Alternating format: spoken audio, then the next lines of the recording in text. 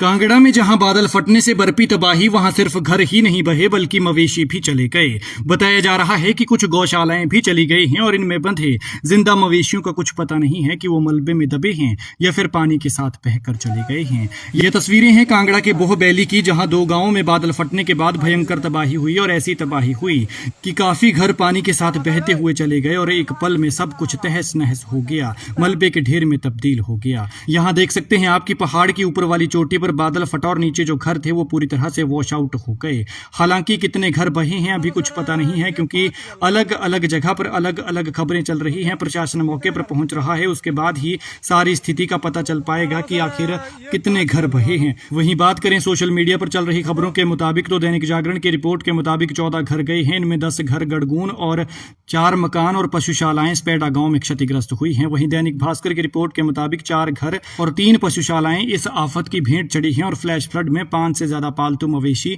बह गए हैं। ये तो जानकारी है सोशल मीडिया पर चल रही खबरों के मुताबिक, लेकिन एग्जैक्ट आंकड़ा क्या है, कितना नुकसान हुआ है, ये तो प्रशासन के मौके पर पहुंचने के बाद ही पता चल पाएगा। प्रशासन मौके पर पहुंच रहा है, लेकिन रास्ते खराब होने की वजह से यहां पर पहुंचने में दिक्कतों का सामना करना पड़ रहा है। अभी तक की राहत की बात यह है कि इंसानी जान की कोई खबर नहीं है, लेकिन जो मवेशियों की जान गई है आखिर वो भी तो एक जान ही है। बताया जा रहा है कि बीती रात को जब ज्यादा बारिश हुई तो घरों में सो रहे लोग खतरे को देखते हुए अचानक घरों से बाहर निकल गए और जैसे ही वो बाहर निकले तो ऊपर पहाड़ी पर बादल फट गया, जिसके बाद से अचानक ऐसा फ्लैश फ्लड आया कि ये यहाँ पर मौजूद घरों को अपने साथ बहा कर ले गया और पूरी तरह से नामो निशान मिटा दिया है। देखिए, जहां पर घर होता था, आंगन होते थे, घरों में चहल पहल होती थी, वहां पर अब तबाही के निशान है, मलबा है और एक नाला नजर आ रहा है कि ना जाने सदियों पुराना यहाँ पर नाला बहता हो। और देखिए किस तरह से ये बड़ा सा पेड़ पानी के साथ बहता हुआ आया, इसने घरों को चोट मारी, घरों को तोड़ा और साथ ही जो पानी पीछे से आ रहा था वो घर के मलबे को बहाकर अपने साथ ले किया।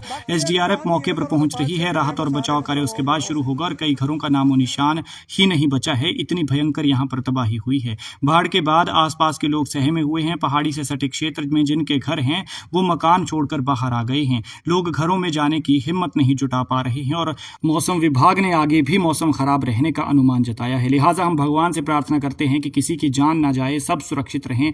घर चला गया बहुत दुख की बात है, लेकिन जिंदगी रहेगी तो घर छोटा मोटा फिर से बन जाएगा। लेकिन अगर जिंदगी ही नहीं होगी तो फिर कुछ भी नहीं होगा। इसलिए इस तरह की घटनाओं से सबक लें और अगर आपको भी खतरा लगता है तो सुरक्षित जगहों पर निकल जाएं।